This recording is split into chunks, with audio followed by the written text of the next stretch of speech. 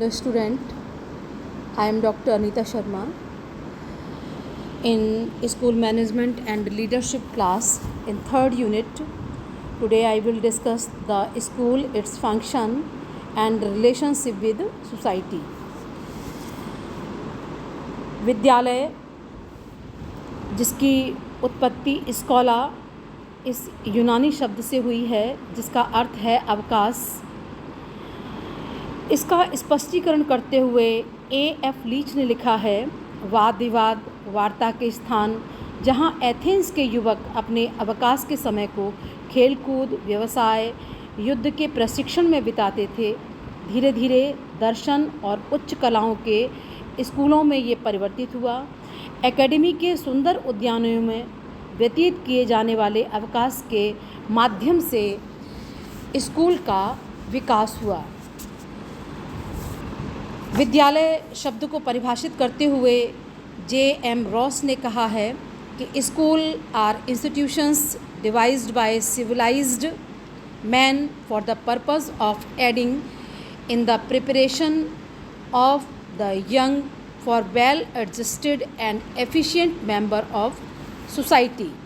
John Dewey ने भी इसको परिभाषित करते हुए बताया है कि school is a special environment where a certain quality of life and certain type of activities and occupations are provided with the object of securing the child's development along desirable lines. Need of the school. विद्यालयों की आवश्यकता हमें इसलिए होती है क्योंकि जिस तरीके से समाज में प्रगति होती है उसी हिसाब से ज्ञान में भी वृद्धि होती है। जब मनुष्य की आवश्यकताएं बढ़ती हैं तो उसके हिसाब से व्यक्ति के ज्ञान में निरंतर वृद्धि होने के कारण जो ज्ञान है उसको हम जो हमारी सोशल और कल्चरल हेरिटेज है उसको सुरक्षित भी रखना होता है, इसको विकसित भी करना होता है और इसका हस्तांतरण भी करना होता है। तो इस दृष्टि से विद्यालयों की अत्यधिक आवश्यकता महसूस हुई कि हम अपनी भावी पीढ़ी को किस तरीके से ज्ञान को ट्रांसफ़र करें, ज्ञान को प्रदान करें। इसलिए विद्यालयों की आवश्यकता जो है महसूस की गई। फंक्शन ऑफ द स्कूल, विद्यालय के कार्यों को रूब्रेकर के अनुसार इन्होंने विद्यालय के 3 तरीके के कार्य बताए हैं, जैसे संरक्षण का कार्य, मतलब उसको प्रिजर्वेटिव वर्क होते हैं, दूसरा प्रोग्रेसिव वर्क होते हैं और इस तरीके से जो है व्यक्ति के विकास के लिए, बालकों के विकास के लिए और इन कार्यों की आवश्यकता होती है जो कि जिनको कि हम फॉर्मल फंक्शन भी स्कूल्स के कह सकते हैं। टॉमसन ने भी विद्यालय के 5 कार्य बताए हैं जिसमें कि हम मेंटल ट्रेनिंग, कैरेक्टर ट्रेनिंग, समुदाय के लिए व्यक्ति को प्रशिक्षित करना, ट्रेनिंग ऑफ द कम्युनिटी और राष्ट्रीय गौरव और देश प्रेम का प्रशिक्षण, स्वास्थ्य और स्वच्छता का प्रशिक्षण।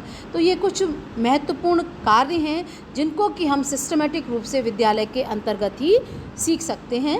तो विद्यालय के जो कुछ फॉर्मल फंक्शन होते हैं इसमें development of the mental power, हम मानसिक शक्तियों का विकास, बच्चों के स्वतंत्र विचार शक्तियों का डेवलपमेंट विद्यालय के अंतर्गत ही हो सकता है।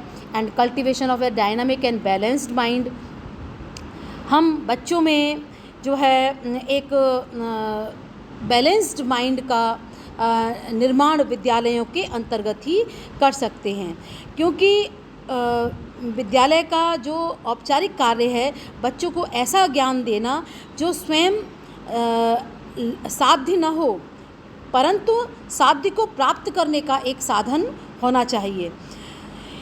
इससे जो है हमारा गतिशील और संतुलित मस्तिष्क का विकास होता है। Preservation improvement and transmission of the culture. संस्कृति की हम विद्यालयों के माध्यम से सुरक्षा करते हैं, उनमें सुधार करते हैं और इसका हस्तांतरण भी हम इसके माध्यम से करते हैं। वोकेशनल एंड इंडस्ट्रियल एजुकेशन भी विद्यालयों के माध्यम से बच्चों को दी जाती है, जिससे कि बच्चों की आजीविका की समस्या का सुधार हो सके।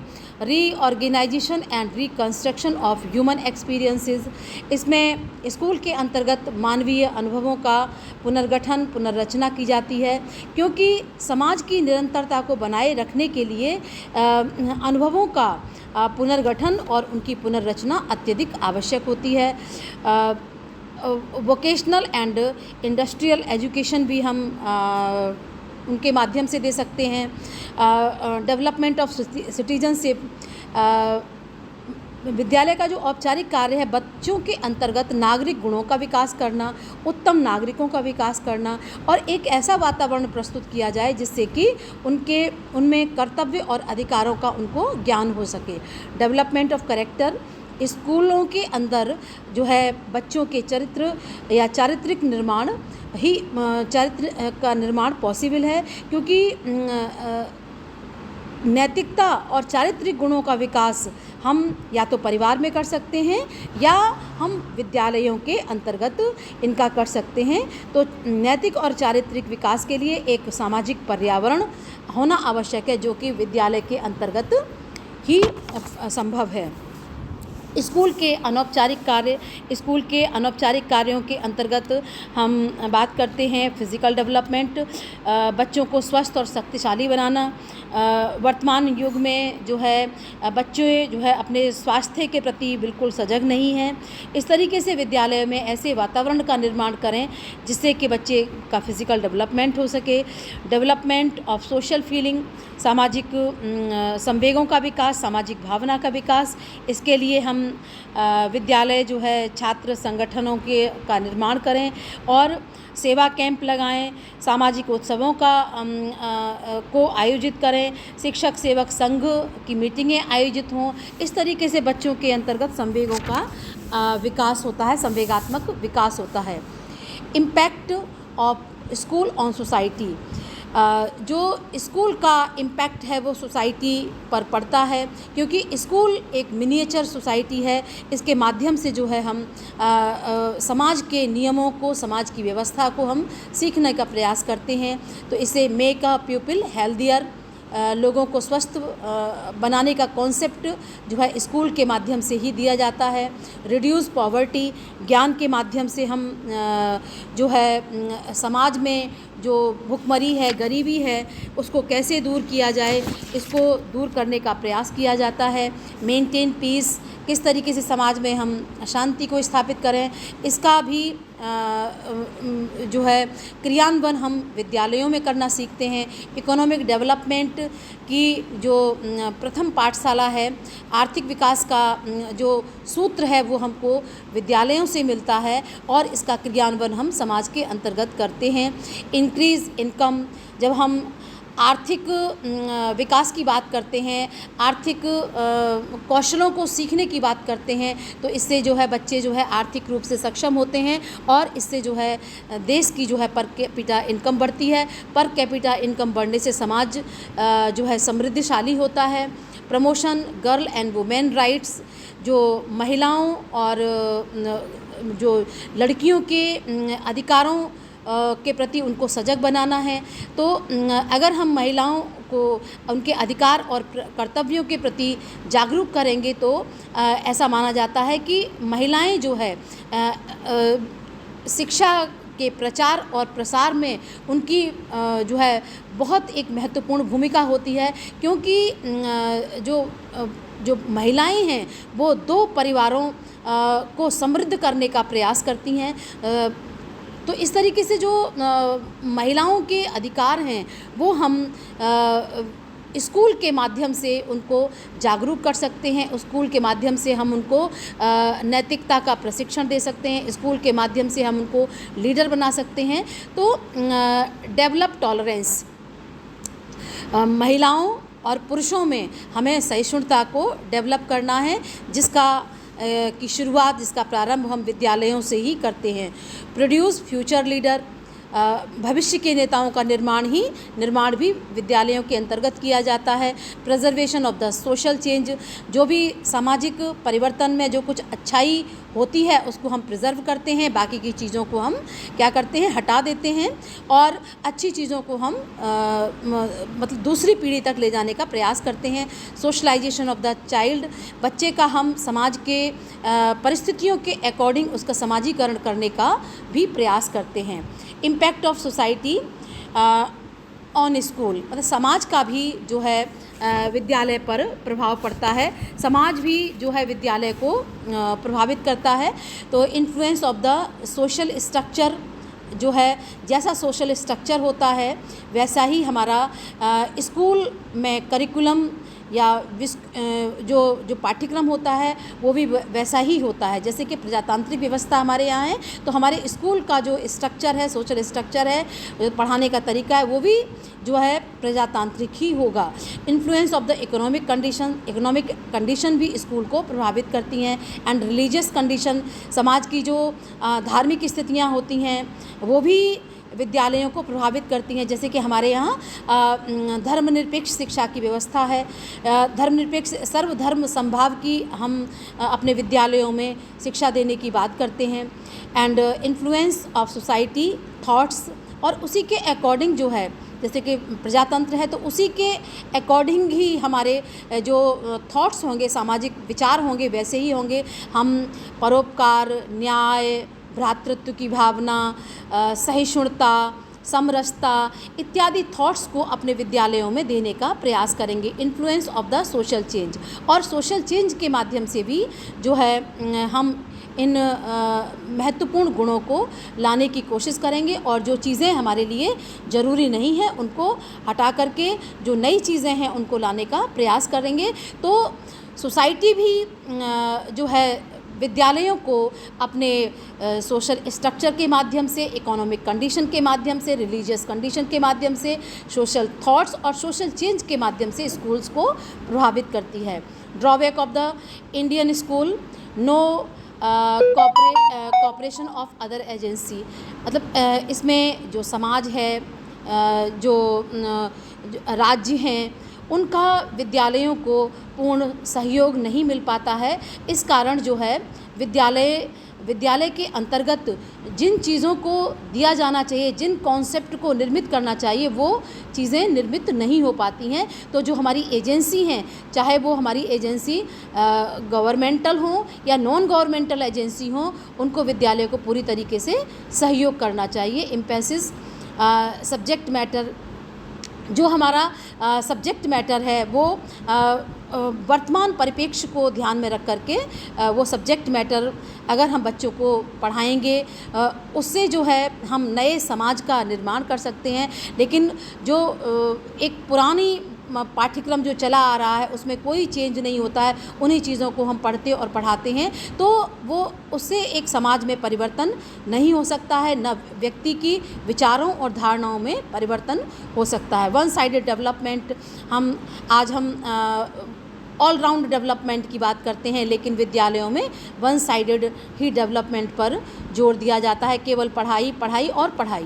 तो विद्यालयों में जितनी भी एक्टिविटीज़ हैं, शारीरिक मानसिक, उन एक्टिविटीज़ को कराने पर बल देना चाहिए। डिफेक्टिव मेथड ऑफ टीचिंग के कारण भी बच्चे जो है पढ़ाई के प्रति रुचि उनकी नहीं होती है, उन चीज़ों को वो नहीं सीख पाते हैं। Negligence of the individual differences को विद्यालयों के अंतर्गत मतलब उन पर पूरी तरीके से ध्यान नहीं दिया जाता है, जबकि बात इंक्लूसिव एजुकेशन की हो रही है, लेकिन हम इंडिविजुअल डिफरेंसेस को भी जो है अपने स्कूल्स में अप्लाई नहीं कर पा रहे हैं। लैक ऑफ मॉरल डेवलपमेंट, जो मॉरल डेवलपमेंट की बात है, हम बच्चों के मॉरल डेवलपमेंट की बात करते हैं कि बच्चे आदर्श उनका चरित्र हो, लेकिन वही चीज़ें जो है टीचर और प्रिंसिपल में भी अपने चरित्र में, अपने मॉरलिटी में उन चीज़ों को, अपने बातों को अपने व्यक्तित्व में उतारना होगा, तभी हम बच्चों से ये अपेक्षा मॉरल डेवलपमेंट की कर सकते हैं। लैक ऑफ वोकेशनल एजुकेशन, केवल जो है पाठ्यक्रम के अंतर्गत औपचारिक शिक्षा की बात की जाती है, औपचारिक शिक्षा में वोकेशनल एजुकेशन को बिल्कुल भी नहीं रखा गया है, क्योंकि अगर हम स्कूल के साथ ही अगर वोकेशनल एजुकेशन को हम अगर जोड़ देते हैं तो बच्चे का जो रुझान होता है उस वोकेशन या उस स्किल के प्रति होता चला जाता है और धीरे धीरे वो उस स्किल में उसके परफेक्शन आने लगता है। तो इन सब चीज़ों का लैक ऑफ है, lack of the creative, constructive and creative activities भी जो विद्यालयों में ऑर्गेनाइज नहीं कराई जाती हैं, तो ये भी इंडियन स्कूल्स के ड्रॉबैक हैं। Suggestion for improvement of the school, democratic nature of the school का होना चाहिए, cooperation of the agency, different agencies जो मैंने बताई, राज्य है, परिवार है, नॉन गवर्नमेंटल ऑर्गेनाइजेशन है, NGOs हैं, उन सबको सहयोग विद्यालय के विकास में, उसके डेवलपमेंट में करना चाहिए। Cooperation of the agencies, emphasis on child's personality, बच्चों के ऑलराउंड डेवलपमेंट की बात करनी चाहिए एंड उनका जो व्यक्तित्व है, पर्सनालिटी डेवलपमेंट पर भी बच्चों के जोर देना चाहिए। ऑलराउंड डेवलपमेंट भी हम विद्यालयों के अंतर्गत ऐसे कोर्सेज, ऐसी कक्षाएं चलाएं जिससे कि बच्चे का ऑलराउंड डेवलपमेंट हो सके। स्कूल का एनवायरनमेंट जो है कॉन्जीनियल एनवायरनमेंट होना चाहिए, जिससे कि बच्चे उनके सकारात्मक दृष्टिकोण का और सकारात्मक चरित्र का विकास हो सके। डायनामिक मेथड ऑफ टीचिंग को हमें अपनी शिक्षण पद्धति में अप्लाई करना चाहिए। एम्फेसिस ऑन इंडिविजुअल डिफरेंसेस को भी हमें अपनी शिक्षण पद्धति में एक्सेप्ट करना चाहिए। Provision of the vocational education को हमें प्रायोरिटी के साथ अपने पाठ्यक्रम में रखना चाहिए, जिससे कि बच्चों का धीरे धीरे किसी व्यवसाय के प्रति रुझान हो सके। एम्फेसिस ऑफ सोशल वैल्यूज़ को भी हमें पर बहुत जोर देना चाहिए अपने विद्यालयों के अंतर्गत। And experience of the community life, हम विद्यालय के अंतर्गत कम्युनिटी लाइफ को एंजॉय कर सकें, इसका भी डिफरेंट जो है हमें एक्टिविटीज़ जो है विद्यालय के अंतर्गत कराई जानी चाहिए, जिससे कि क्योंकि कहा है कि विद्यालय समाज का लघु रूप है, तो उस लघु रूप में ही हमें क्योंकि आगे उसको समाज के अंतर्गत जाना है, तो वो पूरी तरीके से ट्रेंड होकर के, स्कूल से ट्रेंड होकर के पूरा तरीके से निकले, तो समाज में वो एक आदर्श नागरिक की एक महत्वपूर्ण भूमिका प्ले कर सकता है। Thank you class.